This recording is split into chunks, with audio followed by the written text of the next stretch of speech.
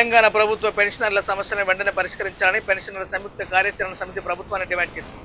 హైదరాబాద్లోని బాగ్లింగంపల్లి సుందర విజ్ఞాన కేంద్రంలో నిర్వహించిన సమావేశంలో జేఏసీ రాష్ట్ర అధ్యక్షుడు కె లక్ష్మయ్య మాట్లాడుతూ పెండింగ్లో ఉన్న డిఏ పెన్షన్ బకాయిలను తక్షణమే విడుదల చేయాలని కోరారు.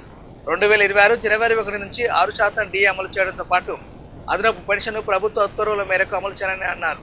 సోదరులందరికీ నా నమస్కారాలు తెలియజేసుకుంటూ I'm K Lakshmaiah,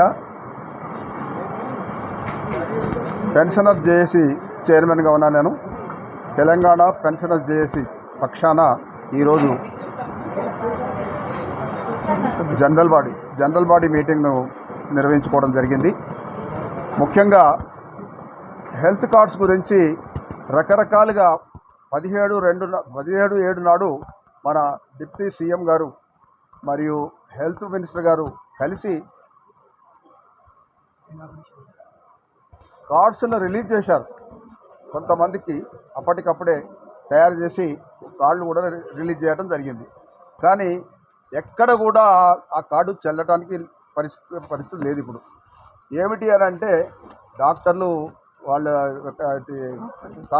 corporate hospitals వాళ్ళు సహకరించట్లేదు అని ఒకటి. రెండవది,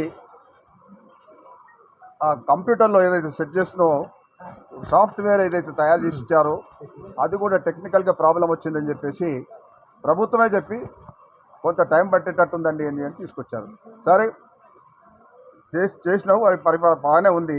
కానీ 2 నెలలకు ఆల్రెడీ కట్ చేసి పెట్టేశారు. మళ్ళీ ఈ నెల కూడా కట్ చేస్తున్నారు. మాకు 1.5 ఏదైతే పేమెంట్ ఉందో, పెన్షన్ ఇవ్వాల్సి ఉందో అది దాంట్లోకి వెళ్ళి కట్ చేయడం జరిగింది.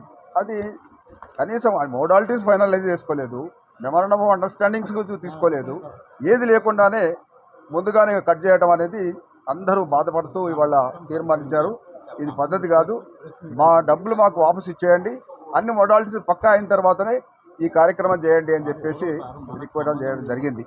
అదేవిధంగా ఇప్పుడు మా తీర్మానంలో ముఖ్యంగా ఏంటంటే ఈ హెల్త్ కార్డ్స్ మీరు తర్వాత డిఏలు ఆ తర్వాత పిఆర్సి ఈ 3 పాయింట్స్ మీద తీవ్రంగా మా మిత్రులు చెప్పిన విషయాలు ఏంటంటే ఇది కాక క్లియర్ చేయకపోతే 6వ తారీఖు లోపల అంటే 10 days టైం ఇస్తూ ఇవాళ నుంచి 10 రోజుల లోపల ఇది క్లియర్ చేయండి.